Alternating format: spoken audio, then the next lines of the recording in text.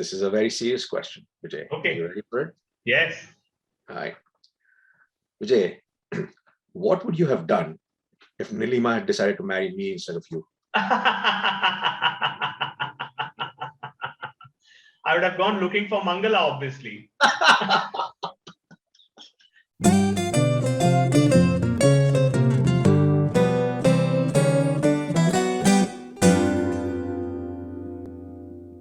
Lester is one of my closest friends from our St. Xavier's College days, and our relationship is now well over 40 years, which is quite amazing when you think about it.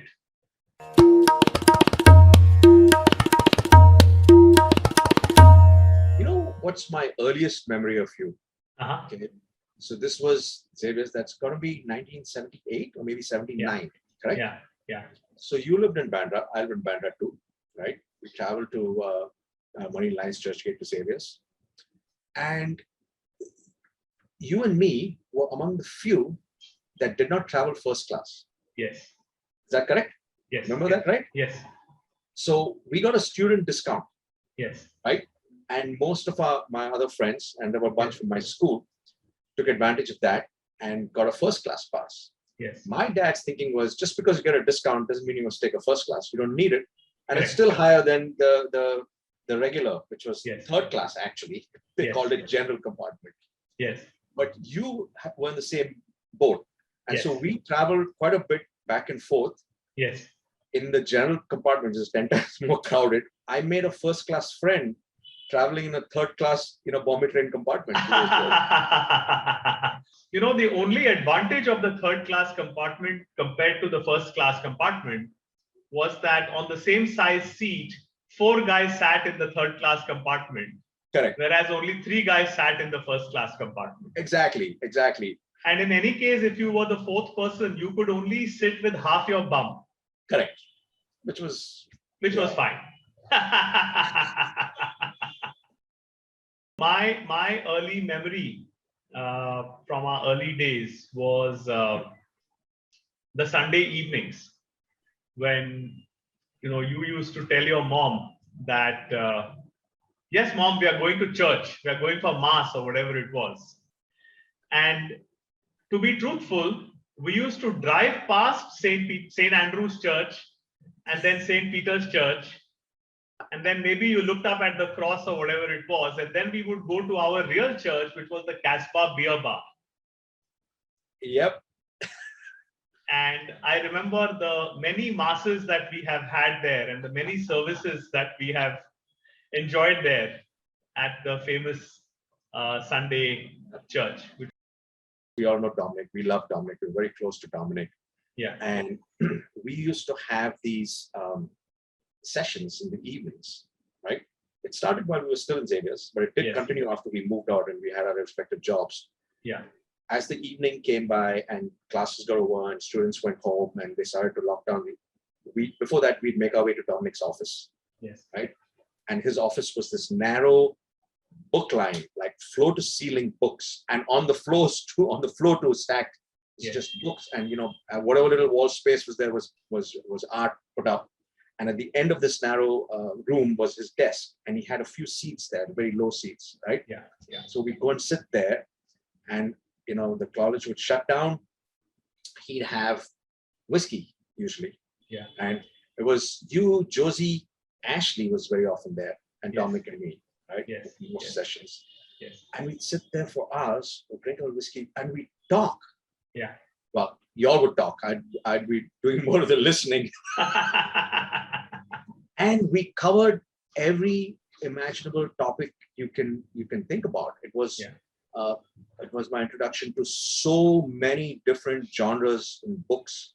We talked about music, we talked about art, we talked about movies, we talked about politics, we talked a lot about Jesuit politics because Dominic was embroiled in that. And through all those, and we sat there for hours, right? Through all those conversations, I think a lot of my intellectual growth actually happened. Yes. Right? And the jokes, of course, the humor was incredible. Everything we talked about, it was liberally spiced with humor. And then when we ended our sessions, it would be dark, pitch dark. It would be pretty late. Yes. right? And this was all, I don't know, illegal if you wish. We were not supposed to be there. Neither was Dominic. And so we'd make our way out of St. Xavier's College, and the priest lived above us, right, the floor above us. And a couple of occasions we had to go past the principal's office because that was the only route that would get us out without going to the home. And one time, you know, who it was, Emil de Cruz or something, was principal at that time, was in his office and his light was on. And you know, those offices, they didn't have the full door. They had that half door, kind of like you see in hospitals. So we had to go past the wall, right? And walk past his office.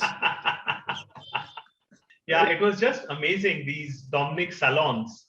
My recollection is that Dominic's assistant Joachim used to bring these nice puffs and chops and things like that, which we used to have with those drinks. And the other thing I remember is that occasionally one of the padris or one of the professors or whatever would join.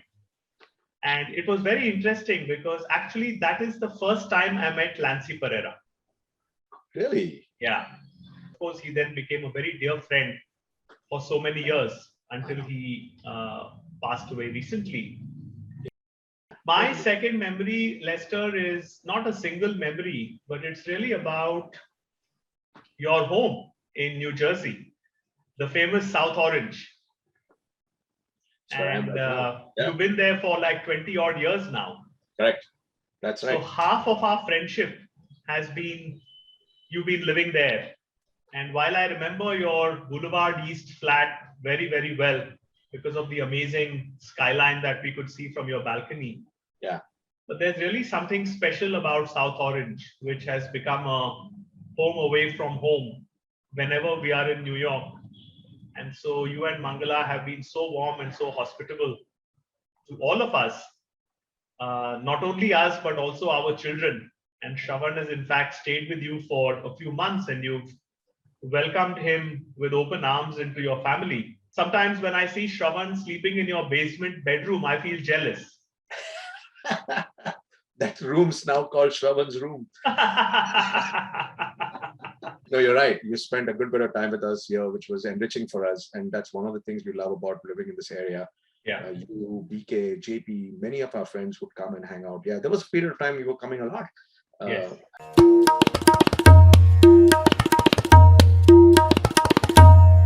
think it started with, you know, basic mutual respect. I think we respected each other. Each of us had our things going on, and you know, there was always that from the start, right? The second word I'd come up with actually was food. Food was a big part of our lives there. We went to Mero's and we went to Kayani's, and you know, and we ate like crazy. And you know, whenever there were parties, you know, I think a lot of our lives were around food and drink. And drink. Right. Third were interests. Right. We did have, you know, common interests.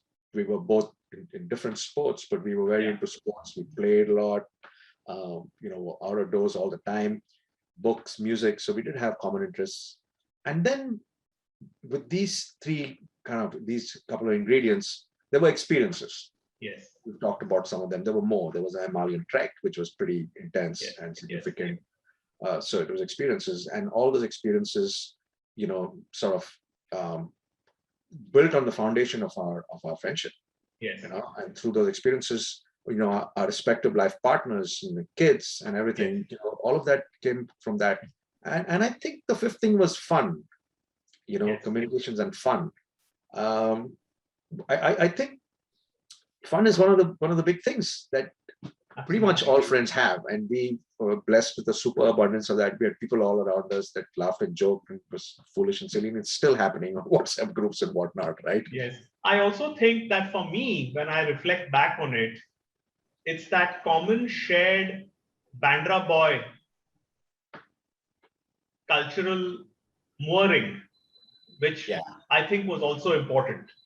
I agree. Yes. But Bandra had a huge impact on me, and that combination of growing up in Bandra, in Stanislaus, and then I had my 1 year in Wilson and then went to Xavier's, I think kind of opened me up a lot to making friends of all kinds. which I did not have when I was growing up in Talmakiwadi.